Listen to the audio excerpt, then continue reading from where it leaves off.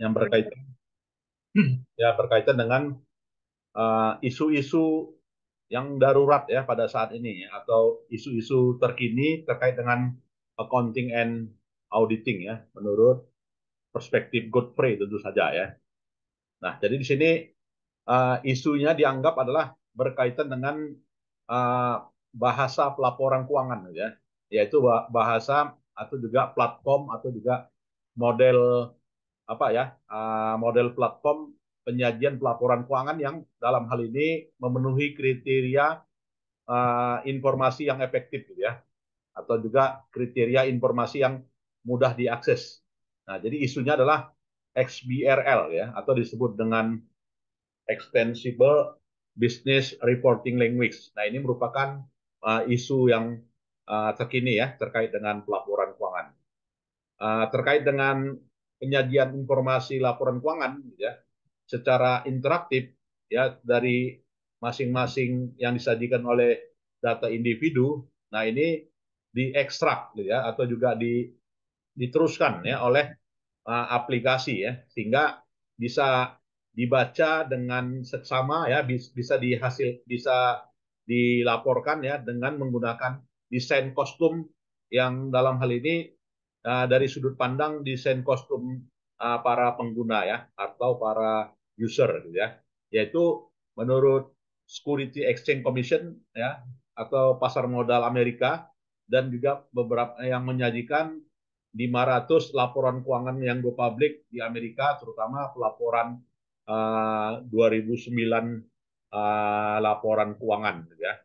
Nah, ini merupakan tema sentral ya yang terkait dengan isu-isu yang penting terkait dengan akuntansi dan juga auditing gitu ya. Nah, di mana platform XBRL di sini gitu ya. Ini uh, apa ya? Apa namanya? Berkaitan dengan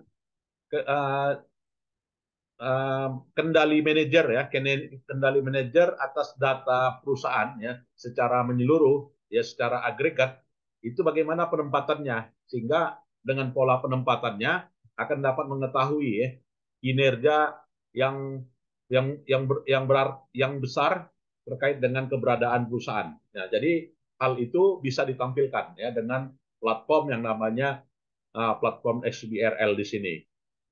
Nah, terkait dengan keberadaan perusahaan, dampaknya terhadap kolapsnya perusahaan, dan juga dampak dari terbitnya undang-undang yang namanya Undang-Undang Pasar Modal, yaitu Undang-Undang Sarbanes-Oxley Act tahun 2002.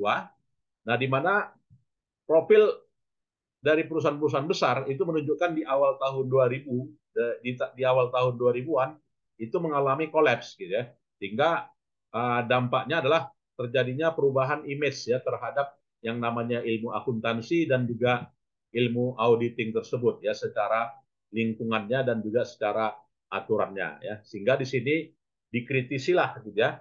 Dikritisi para auditor independen pada saat itu ya, di awal tahun 2000-an tersebut gitu ya, dan juga dikritisi yang namanya tata kelola ya, tata kelola laporan keuangan di perusahaan ya, dan implikasi gitu ya lahirnya undang-undang pasar modal ya, atau disebut dengan SOX ya, Sarbanes-Oxley Act di sini, yaitu diperlukannya review gitu ya, atau juga inspeksi secara menyeluruh dari PCAOB atau juga prinsip-prinsip akuntansi yang berlaku umum secara menyeluruh ya, serta gitu ya adanya pembatasan gitu ya, pembatasan pada jasa-jasa audit non keuangan ya, yang diberikan oleh kantor akuntan publik dunia ya terhadap klien-kliennya ya. Jadi implikasi Sarbanes Oxley Act itu dengan kata lain ya diperlukan seperangkat pengendalian ya, baik itu pengendalian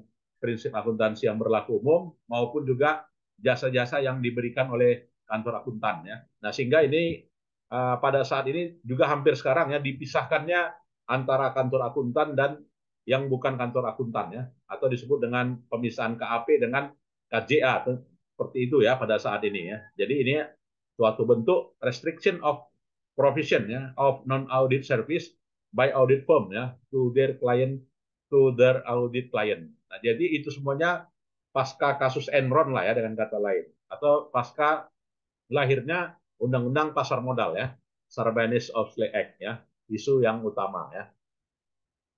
Dan juga isu yang dalam hal ini yang paling utama di dunia global selain dari berkaitan dengan isu pelaporan XBRL ya, kemudian juga terkait dengan implikasi Sarbanes-Oxley Act, juga isu yang lainnya adalah berkaitan dengan uh, nilai wajar ya, nilai wajar, penyajian nilai wajar, terutama relevansinya di tengah krisis global dunia ya. Nah, di sini bahwasanya banyak yang mempercayai bahwasanya penyajian nilai wajar dari suatu aset itu ya berkat beberapa faktor di dalamnya ya. Di antaranya berkaitan dengan terjadinya penurunan nilai dari aset ya ketika pasar sedang mengalami goncangan ya. Jadi ditandai ya adanya penurunan aset ya di saat pasar modal tergoncang ya. Dan dan juga dilingkupi dari yang namanya oleh SEC Investigation tahun 2008 ya, di mana lembaga pasar modal atau Bapepamnya Amerika menginvestigasi tahun 2008, di mana hasilnya memberikan rekomendasi ya, rekomendasi yang ditawarkan berupa peningkatan yang namanya dengan pendekatan yang namanya fair value. Nah, jadi pasca 2008 itu fair value booming gitu ya. Jadi semakin populernya fair value. Itu adalah hasil dari investigasi SEC 2008 ya. Dan juga kita lihat bagaimana mengkritisi ya, mengkritisi ukuran nilai wajar itu dianggap sebagai suatu hal yang wajar gitu ya. Nah, jadi di sini ada beberapa reaksi gitu ya. Reaksi terutama dinyatakan oleh International Accounting Standard Board dalam bulan Oktober 2008 bahwasanya adanya perubahan aturan tersebut gitu ya, terutama berkaitan dengan terjadinya kerugian, maka akan berdampak terhadap nilai pasar. Nah, sehingga nilai pasar terhadap aset keuangan sehingga perlu direklasifikasikan kembali ya, di bawah sebuah sirkum ya yang menghindari terkait dengan beberapa nilai-nilai yang dianggap wajar dan berimplikasi terhadap penyajian pelaporan keuangannya ya. Kemudian juga FASB di tahun 2009 juga memberikan aturan ya sebagai pengantar ya bahwasanya terkait dengan bank ya di sini perlunya pertimbangan ya yang menentukan nilai aset itu secara menggunakan nilai wajar ya dibanding dengan menggunakan nilai pasar ya. Nah, bagi auditor isu yang dianggap penting lah ya terutama pada saat pasar mengalami guncangan ya, terutama krisis di Eropa ya tahun 2008 itu kan, sejak Lehman Brothers gitu kan, ya terguncangnya perusahaan keuangan Jerman ya Lehman Brothers dan implikasinya terhadap uh, krisis moneter di Eropa tahun 2008 ya. Nah, di mana uh, uh, dari sisi global financial krisis di sini gitu, itu menelurkan sebuah aturan ya yang dalam hal ini berimplikasi kepada auditor. Ya, implikasinya kepada auditor berupa ini ya, berupa hal yang hal yang kecil ya yang dianggap menarik ya terutama uh, bagaimana membayar auditor pada saat masa krisis gitu ya. Kemudian isu yang lainnya adalah isu profesi accounting itu sendiri ya dan regulasinya. Itu diharapkan proaktif gitu ya, memandu ya beberapa isu-isu yang muncul pada saat itu ya. Nah, itu ini dia katakan isu yang menarik ya pada saat itu dan juga auditor-auditor yang ada di perbankan gitu ya. Itu lebih lanjut itu sangat sangat sulit mengekspektasikan ya terkait dengan model apa ya model-model yang dianggap lebih relevan sebagai suatu bentuk ekspektasi masa yang akan datang ya. Begitu juga IASB dan juga Financial Accounting Standard Board ya. Ini punya beberapa proyek ya, terutama di kurun waktu tahun 2002 sampai dengan 2006 gitu ya, itu menelurkan beberapa kesepakatan gitu ya. Menelurkan beberapa kesempatan di mana SEC menyatakan sebuah pengumuman di tahun 2008 yang membuat sebuah roadmap gitu ya. Bagaimana IFRS itu diimplementasikan pada beberapa perusahaan yang ada di Amerika sejak tahun 2014 gitu ya. Nah, pengumuman SEC menyatakan ya bahwasanya nilai pasar ya itu cenderung banyak dipakai orang ya untuk yang berkaitan dengan permasalahan global ya, sehingga nilai pasar itu dianggap lebih relevan. Ya, kemudian juga adanya peluang investasi baru ya bagi investor Amerika pada saat itu ya. Dan juga beberapa perusahaan yang dalam hal ini di berbagai negara ya yang berbeda itu dengan mudahnya bisa dibanding-bandingkan ya. Serta ada beberapa poin ya, beberapa tujuh milestone ya yang diberikan rekomendasi di tahun 2011. Nah, itu pengumuman dari SEC ya. Nah, sehingga isunya adalah isu relevansi bagaimana menerapkan International Financial Reporting Standard itu ya.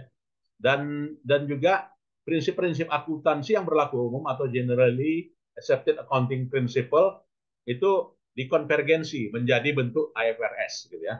Nah, jadi memang IFRS itu Indonesia ya dengan kata lain udah ya sejak tahun 2010 ya. Dan hal ini menunjukkan bahwasanya adanya suatu kepastian ya. Suatu kepastian di mana Amerika itu sendiri sepenuhnya sudah mengadopsi IFRS ya. Dan juga beberapa kalau kita kaitkan dengan beberapa topik kontemporer ya, udah kita bisa lihat ya, ada beberapa faktor-faktor ya dalam implementasi IFRS itu bisa diterima, terutama kemarin ya dalam beberapa lingkup negara ASEAN ya, itu kita sudah melihatnya ya. Dan juga ada beberapa argumen yang menyatakan bahwasanya di level terjadinya kompetisi ya, kompetisi di antara beberapa penyusun standar ya. Nah, terjadi hal tersebut. Nah, bagaimana dampaknya kepada auditing, terutama standar audit ya. Nah, dampaknya terhadap standar audit ya itu berupa adanya internasionalisasi. Ya, jadi terjadi internasionalisasi berupa prinsip-prinsip audit standar secara internasional. Ya, dengan kata lain, sejak digulirkannya a move to IFRS ya, sejak digulirkannya IFRS, maka standar audit di Amerika itu berubah ya dengan mengacu pada penilaian yaitu yang disebut dengan conformity with rule ya, atau juga dengan penilaian berdasarkan prinsip kebenaran dan juga kewajaran. Nah, ini implikasinya berlakunya IFRS tersebut. Kemudian juga antara auditing dan juga standar akuntansi gitu ya, ini harus punya apa ya? Harus punya isu yang berhubungan dengan yang namanya uh, independen dan juga tata kelola ya.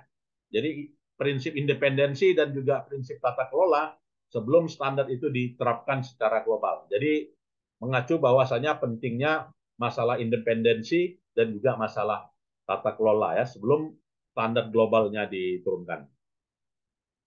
Kemudian juga isu yang menarik ya yang berkaitan dengan itu adalah ya berlakunya laporan akuntansi, laporan non keuangan ya yang namanya sustainability accounting ya, atau juga reporting and assurance. Nah, di mana sejak itu perusahaan punya juga laporan lain selain dari laporan keuangan yang namanya laporan sustainability report ya. Dan sustainability accounting ini masuk di dalam bagian dari pelaporan sosial ya yang ada di yang namanya sustainability reporting yang terdiri dari 3 section ya, yaitu section dari sudut pandang lingkungan, dari sudut pandang sosial, dan dari sudut pandang accounting ya yang terkandung di dalam sustainability reporting ini.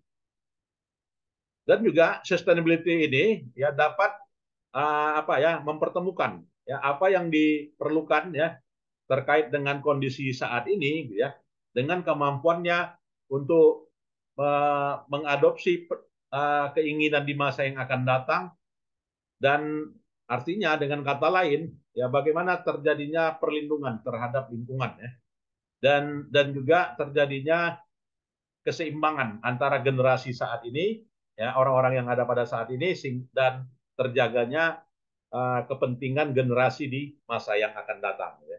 Nah, jadi isu sustainability accounting and reporting and assurance merupakan isu yang dianggap penting ya oleh literatur ini. Dan ini beberapa pengembangan-pengembangan yang dilakukan terkait dengan isu sustainability reporting, yaitu adanya lembaga global ya, yang namanya Global Reporting Initiative. Nah, jadi saya sendiri pun juga masuk ya dalam apa ya, organisasi Global Reporting Initiative ini saya masuk gitu ya. Terutama pasca kemarin lolos dari ujian sertifikasi Certified Reporting Standard dan juga CSRA gitu ya. Nah, ini penerbitnya adalah Global Reporting Initiative tahun 2006. Global Reporting Initiative. Jadi sebuah LSM dunia ya, yang berkedudukan di Belanda. Nah, di mana Global Reporting Initiative ini uh, menyatakan bahwasannya yang namanya carbon emission itu harus dihitung dan harus dituangkan di dalam yang namanya sustainability reporting yang disebut dengan accounting for carbon emission.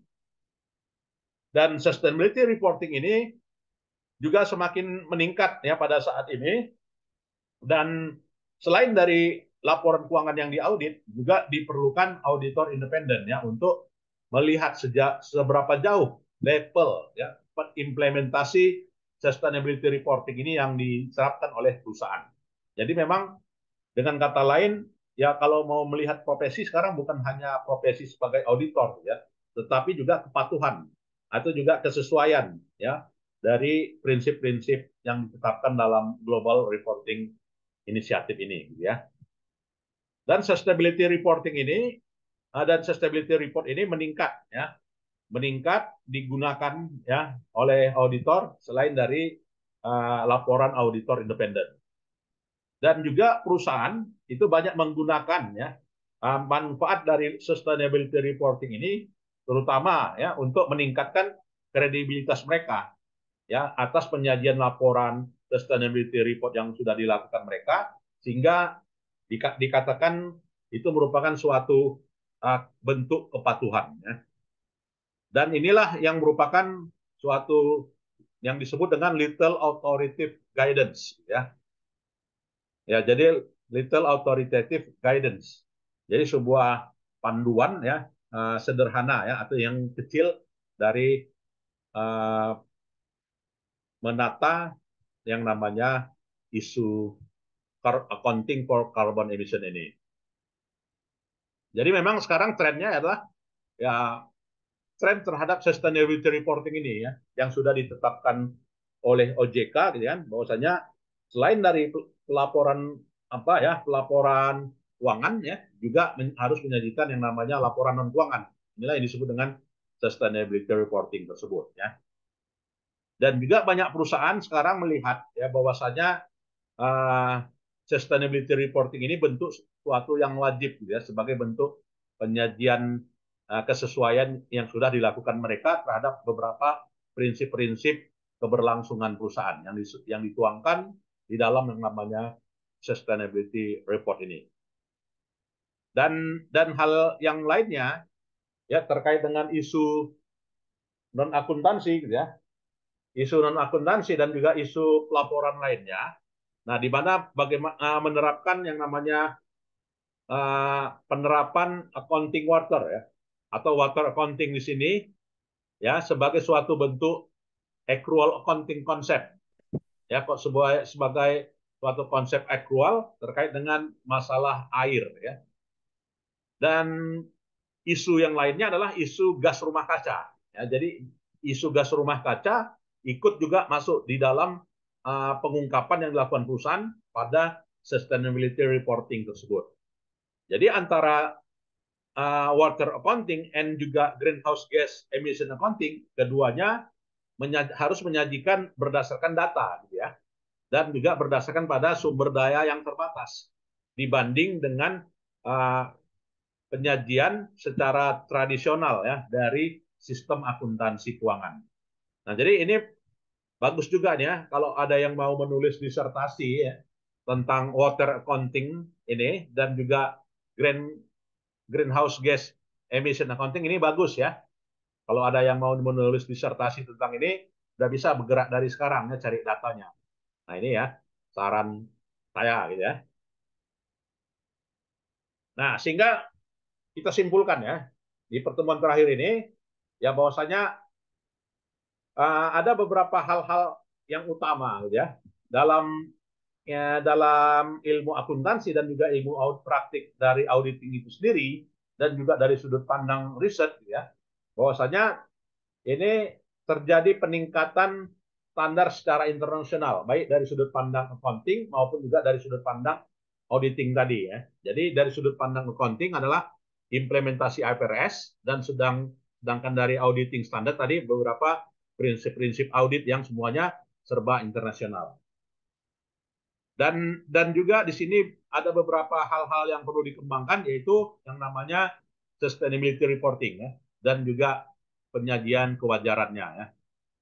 Begitu juga keilmuan akuntansi untuk air ya dan juga greenhouse gas emission accounting. Nah, ini perlu pengembangan lebih lanjut ya, perlu riset yang lebih lanjut dengan kata lain ya. Nah, jadi saya sangat mendukung apabila mahasiswa PhD USU gitu ya, ini ada yang mau meneliti tentang water accounting dan juga greenhouse gas emission accounting ini ya, yang bisa nantinya dilihat di global inisiatif standar ya, beberapa bentuk implementasinya. Nah, jadi inilah beberapa terminologi dan juga beberapa istilah ya yang kita gunakan di dalam literatur ini, yaitu berkaitan dengan platform laporan keuangan yang namanya XBRL ya, Extensible Markup Language. Kemudian juga implikasi Undang-Undang Pasar Modal Amerika yang disebut dengan SARBOX atau juga SOX ya, atau Sarbanes-Oxley Act. Kemudian juga prinsip nilai wajar ya di mana prinsip nilai wajar itu pentingnya menilai dengan pendekatan nilai pasar gitu ya. Begitu juga peranan dari auditor ya dan juga greenhouse accounting, kemudian juga sustainability accounting ya, kemudian water accounting dan juga greenhouse gas emission accounting ya.